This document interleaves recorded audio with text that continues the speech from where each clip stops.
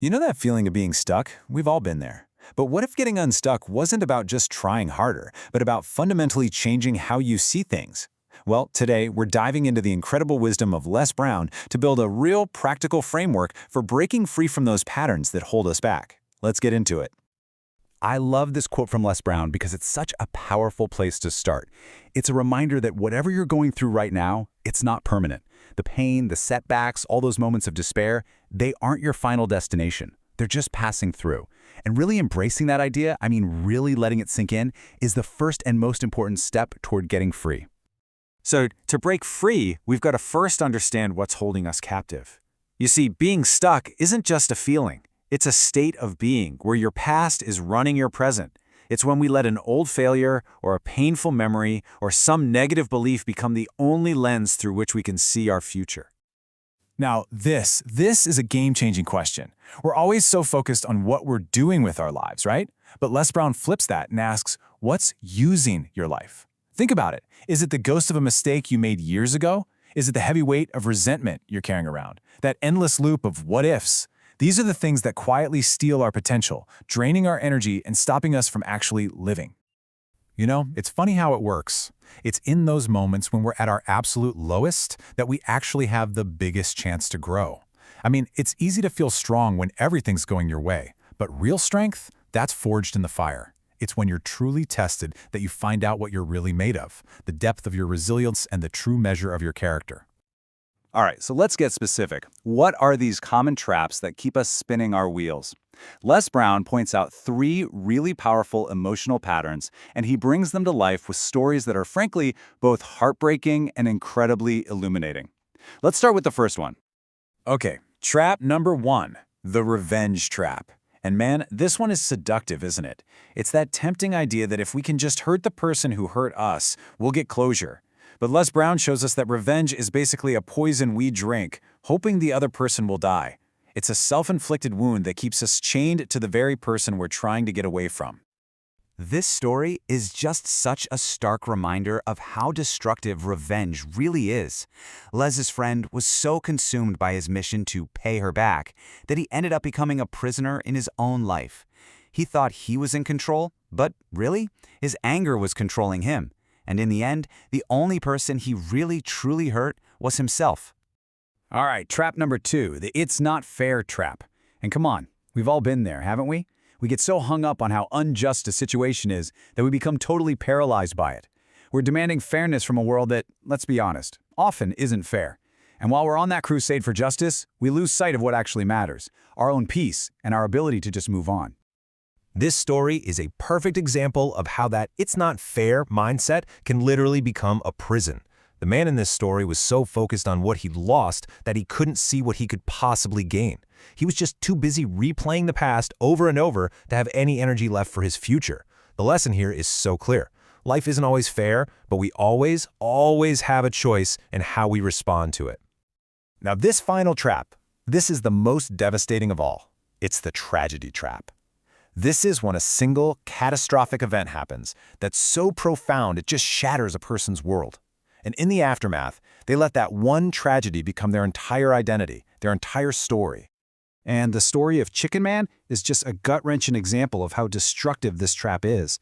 After losing his family in a fire, he was so consumed by grief and guilt that he just became a shadow of who he once was.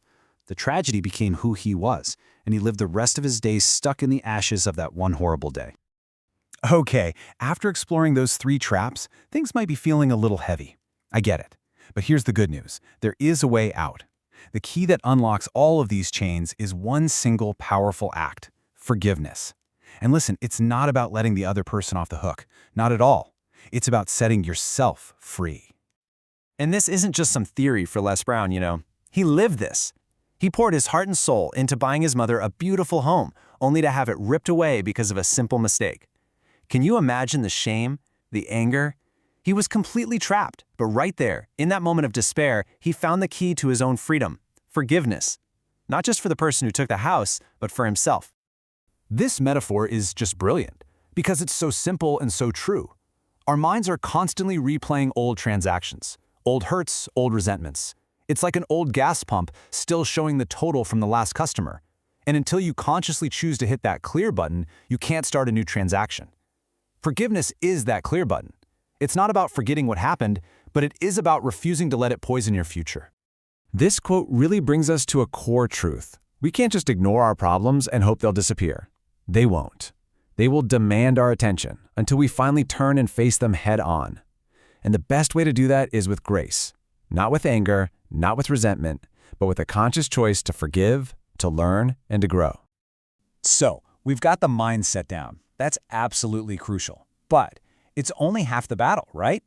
Now let's get practical. What are the actual, concrete steps we can take to get unstuck? Well, Les Brown gives us a 5-step action plan that can help you build real momentum and create change that lasts. Let's break it down. First up, stay busy. Action is the antidote to despair. Don't just sit and stew. Get up and work your plan. Second, help someone. Seriously, it's the fastest way to get out of your own head. When you lift other people up, you can't help but lift yourself up too. Third, activate the thinker in you. Your emotions are real and they're valid, but they don't have to be in the driver's seat. Learn to observe them without letting them control you. Fourth, go within. Like a bow and arrow, sometimes you have to pull back to gather strength before you can launch forward. Meditate, reflect, just reconnect with yourself. And finally, get a support system. Surround yourself with people who will challenge you, support you, and tell you the truth even when it's hard to hear. I absolutely love this analogy because it's just so true. Our minds are like a garden. And if we're not intentional, the weeds, those negative thoughts of revenge, guilt, and anger, they'll just take over without any effort at all. But the flowers, happiness, success, growth, they don't just happen. They require deliberate effort. It's a daily practice of planting the seeds you want and pulling out the weeds you don't. All right, we have covered a ton of ground, but we've saved what might be the most powerful idea for last. You can't change what happened to you in the past, but you have 100% of the power to change the meaning you give it. You are the author of your own story, and you get to choose whether you write a story of victimhood or a story of victory. And this personal story from Les Brown is just the perfect testament to that power. For years, he saw himself as a victim, a child who was given away and unwanted. But then, with a simple but profound shift in perspective, he became chosen with love. The facts of the event didn't change one bit, but the story he told himself about it, that changed everything. And that right there, that's the ultimate lesson. We are not defined by our past. We are defined by the stories we tell ourselves about our past. We can choose to be a prisoner of our history, or we can choose to be the architect of our future. That choice is always ours. So, as we wrap this up, I want to leave you with this one thought. Your life is a story, and you are the narrator. You have the power to shape that narrative, to give it meaning, to make it a story of resilience and growth and triumph. So the real question isn't what's happened to you. The question is, what are you going to make of it? How will you tell your story?